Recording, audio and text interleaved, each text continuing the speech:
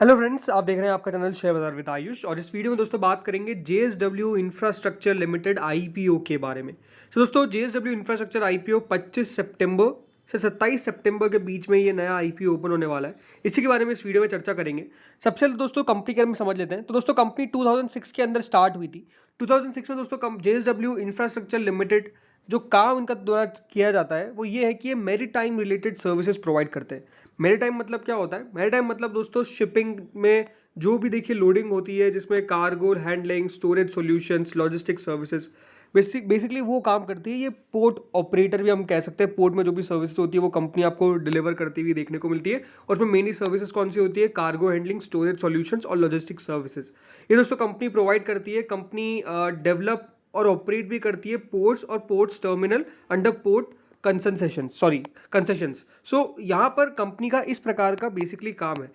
JSW infrastructure दोस्तों JSW group की company है। और जो कंपनी है वो जेएसडब्ल्यू कस्टमर्स को यानी रिलेटेड पार्टीज को बेसिकली कैटर करती है। और जेएसडब्ल्यू इंफ्रास्ट्रक्चर दोस्तों second largest commercial port operator है इस कंट्री के अंदर in terms of cargo handling capacity in fiscal 2022।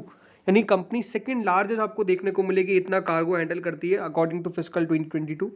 अब बेसिकली तो कंपनी है, उसमें बहुत सारे देखिए टाइप्स होते हैं कार्गो के अंदर, जिसमें dry bulk, break bulk, liquid bulk, gases, containers, इस तरह की चीज़ें होती है।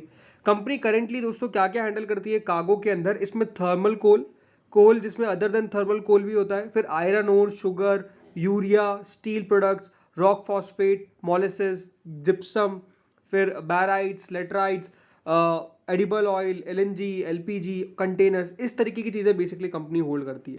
अब दोस्तों जेएसडब्ल्यू इंफ्रास्ट्रक्चर से आपको मैंने बताया कि पोर्ट और पोर्ट टर्मिनल्स भी यहाँ पर टिपिकली कंपनी के पास रहता है। तो इसका जो कंसेशन पीरियड रहता है वो ऑलमोस्ट रहता है 30 से 50 साल के बीच में। तो अपने आप में काफ़ी लंबा टाइम जो है वो बेसिकली इनके पास रहता है।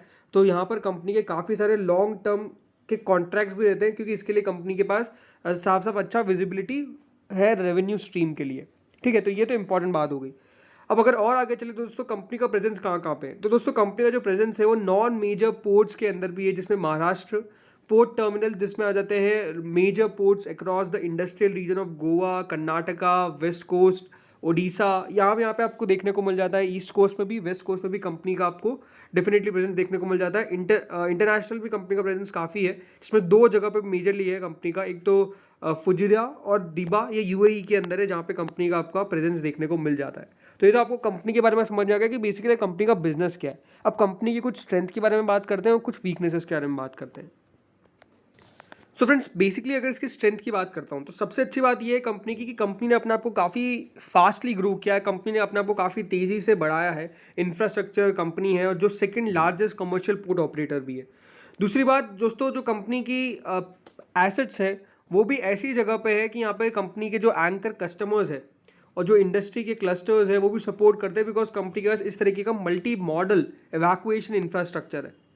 तीसरा ये है कि दोस्तों कंपनी के पास काफ़ी लॉन्ग टर्म कंसेशंस है। जैसा भी आपको ने बताया कि कंपनी के पास 30 से 50 साल तक के लॉन्ग टर्म कंसेशंस रहते हैं। मतलब अगर कंपनी लॉन्ग टर्म अपना कोई मान लीजिए डील भी करती है तो वो कंपनी के लिए काफ़ी आसान रहता है, उससे रेवेन्यू लगातार आता रहता है। चौथा ये कि एक डाइवर्सिफाइड ऑपरेशंस है। मतलब कंपनी का अगर कार्गो प्रोफाइल देखेंगे, जियोग्राफी देखेंगे तो ये काफ़ी बढ़िया है यहाँ पर। पांचवा ये है कि दोस्तों कंपनी का जो प्रोजेक्ट का डेवलपमेंट है, जो एग्जीक्यूशन है, जो ऑपरेशन कैपेबिलिटीज़ है, वो भी अपने आप में काफ़ी बढ़िया है। छठा ये है कि दोस्तों कंपनी को बेनिफिट मिलता है क्योंकि एक बड़े ग्रुप से आती है, जेएसडब्ल्यू ग्रुप से आती है, तो वहाँ पर एक क्वालिफाइड एक्सपीरियंस मैनेजमेंट टीम है। सातवां है कि स्ट्रॉन्ग फाइनेंशियल मैट्रिक्स है, अभी बात करेंगे उन पे। बट याद रखिए कोई बिजनेस है तो उसके अंदर सिर्फ स्ट्रेंथ नहीं होगी, कुछ वीकनेसेस भी होगी, रिस्क भी होगी। तो पहला रिस्क क्या है? तो दोस्तों कंपनी का जैसे सबको मैंने बताया कि इनका जो लॉन्ग टर्म कंसेशन है, ये लाइसेंस एग्रीमेंट होते हैं गवर्नमेंट और कॉसी गवर्नमेंटल से। मतलब बेसिकली कॉसी ये होता है कि वो ऑटोमेटिकली गवर्नमेंट के अंदर आ जाते हैं, ऐसा मान के चलिए। सो जो भी दोस्तों कंपनी ऑर्गेनाइजेशन से ऑपरेट करती है और बिजनेस करती है, अगर कोई भी कॉन्ट्रैक्ट के अंदर ब्रीच होता है तो इससे कंपनी के प्रोजेक्ट के ऊपर तो डेफिनेटली असर पड़ेगा ही, रेवेन्यू के ऊपर तो असर पड़ेगा ही, बट डेफिनेटली इससे टर्मिनेशन भी हो जाता है और इससे बिजनेस पे सीधा सीधा इफेक्ट पड़ता है। दूसरा ये है कि जो इनका ओएनएम एग्रीमेंट्स होते हैं वो 5 साल की पीरियड के लिए होते हैं, और जो कंसेशन लाइसेंस एग्रीमेंट होते हैं ये 30 से 5 साल के लिए होते हैं, 50 साल के लिए होते हैं, माफ़ करिएगा, 30 से 50 साल के लिए होते हैं। तो कोई भी फेलियर मान लीजिए यहाँ पे रीन्यू नहीं होता है तो कंपनी का रेवेन्यू सीधा सीधा वो खत्म हो जाता है। तो ये बात भी काफ़ी इंपॉर्टेंट है कि ये कभी कभार फेवरेबल भी होते हैं, कभी कभार चैलेंजिंग भी होते हैं, ये बात भी इंपॉर्टेंट है।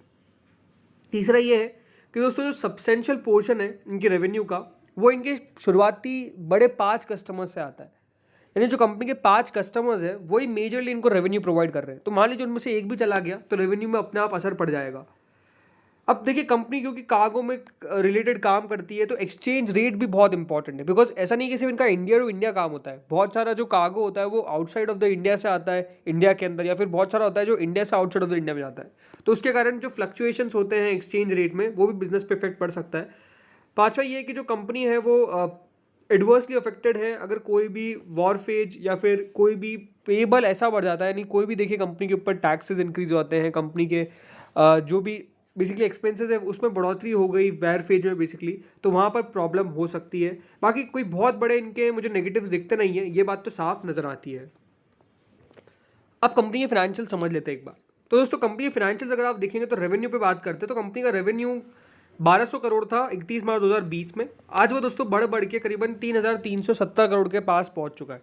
तो कंपनी का अगर आप रेवेन्यू देखेंगे तो काफ़ी तेज़ी से ग्रो किया है कुछ समय के अंदर ही। वहीं प्रॉफिट की बात करें तो प्रॉफिट लगातार ग्रो कर रहा है। जैसे 196 करोड़ था 2020 में कंपनी का प्रॉफिट, आज वो बढ़ते बढ़ते 749 करोड़ का हो गया है। तो अगर आप देखेंगे कंपनी के मार्जिन्स, तो मार्जिन्स काफ़ी बढ़िया नजर आते हैं, इसमें कोई दौराय नहीं है। कंपनी ऊपर बोरोइंग बहुत है, बहुत अच्छी खासी है, ये मैं कह सकता हूँ। जितना कंपनी रेवेन्यू जनरेट नहीं करती उससे ज़्यादा कंपनी पर बोरोइंग दिख रही है। तो कंपनी का अभी तक कितना ऊपर बोरोइंग है, 4240 करोड़ की कंपनी के ऊपर बोरोइंग है। जरूर पिछले साल के मुकाबले इस साल कंपनी ने अपनी बोरोइंग कम करी है, बट वो कोई खास कम नहीं की है। तो इसकी बेसिक डिटेल्स क्या है, तो देखिए कंपनी का आईपीओ 25 से 27 तारीख के बीच में ओपन हो रहा है, तो आपको पता ही है 119 रुपीज़ का कंपनी ने प्राइस बैंड रखा है। 113 से 119 का प्राइस बैंड रखा है। 126 शेयर आपको मिलेंगे। 2800 करोड़ का ये इशू है, तो इशू का साइज काफ़ी बड़ा है, जिसमें से पूरा का पूरा ही फ्रेश इशू है, यानी पूरा का पूरा कंपनी के पास पैसा जाएगा। इसकी लिस्टिंग बीएसई एनएसई दोनों पर होगी। पर ये जो 2800 करोड़ है बेसिकली जाएगा कहाँ पे, तो कंपनी ने बताया है पहला तो कंपनी अपना कुछ बोरोइंग्स का पेमेंट करेगी, कुछ सब्सिडरीज का पेमेंट करेगी जो उनकी बोरोइंग्स है। इसमें जेएसडब्ल्यू धर्मांतर पोर्ट प्राइवेट लिमिटेड है और जेएसडब्ल्यू जयगढ़ पोर्ट लिमिटेड है, जिसकी कंपनी बोरोइंग्स पे करने वाली है।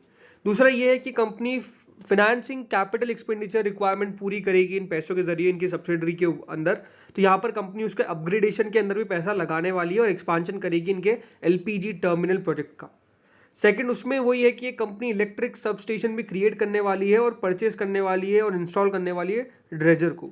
तीसरा ये है कि कंपनी की कुछ फाइनेंसिंग कैपिटल एक्सपेंडिचर है इनकी एक और सब्सिडरी के लिए जो है JSW Mangalore container terminal private limited, और इसमें प्रपोज कंपनी एक्सपांशन करेगी मैंगलोर कंटेनर टर्मिनल का। और कुछ चौथा जनरल कॉर्पोरेट पर्पज है। मतलब मेजरली कंपनी का अगर पैसा देखा जाए तो एक्सपांशन के ऊपर, सेकंड है इनकी बोरोइंग को हटाने के ऊपर, और कुछ कम हम कह सकते हैं इंस्टॉलेशन के ऊपर कंपनी का पैसा जो है वो बेसिकली खर्च होने वाला है। अब दोस्तों जो कंपनी है उसकी मार्केट कैप हो जाएगी 24,990 करोड़ अगर 119 रुपये के प्राइस बैंड के हिसाब से मैं बात करता हूँ। कंपनी का जो पोस्ट प्राइस टू अर्निंग अभी जो अगर देखा जाए तो वो हो जाएगा ऑलमोस्ट 19.38 के आसपास का। अब यही अगर मैं बात करता हूँ कि दोस्तों कितने सारे मतलब कंपनीज अगर देखेंगे इसमें, तो बेसिकली अडानी पोर्ट एक बड़ा नाम है। अडानी पोर्ट कौन सी प्राइस टू अर्निंग पे अगर ट्रेड करता है, तो वो अगर आप देखेंगे तो आप साफ साफ नोटिस कर सकते हैं कि अडानी पोर्ट्स 35-36 के प्राइस टू अर्निंग पे ट्रेड करता है। देखिए मुझे लगता है कि जेएसडब्ल्यू इस आईपीओ के अंदर पैसा लगाना चाहिए कि नहीं लगाना चाहिए, इसके ऊपर बात कर लेते हैं।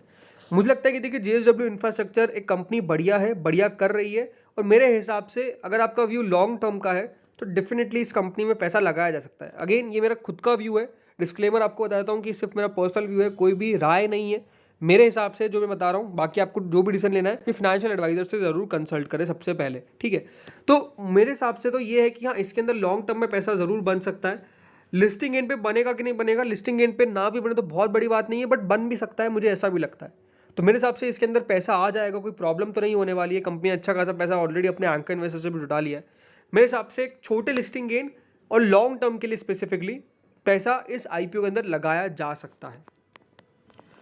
जो करंट ग्रे मार्केट भी चल रही है जेएसडब्ल्यू इंफ्रास्ट्रक्चर की, वो करीबन 17 रुपये के आसपास चल रही है, जो ऑलमोस्ट 14.29% है। तो इसीलिए मैं कहूँगा कि देखिए पैसा अगर लगा रहे हैं तो एक बार ध्यान रखिएगा, अगर लिस्टिंग इन पे पैसा ना बने तो बहुत बड़ी बात नहीं है, बन जाए इसकी पॉसिबिलिटी नज़र आती है, बट अगेन इसके अंदर पैसा लॉन्ग टर्म के हिसाब से ज़्यादा मेरे हिसाब से आना चाहिए। तो इस वीडियो में इतना ही था, बाकी आप लोगों के क्या व्यूज़ है मुझे वो भी कमेंट सेक्शन में जरूर आएगा। इस वीडियो में इतना ही था। Thank you friends for watching this video.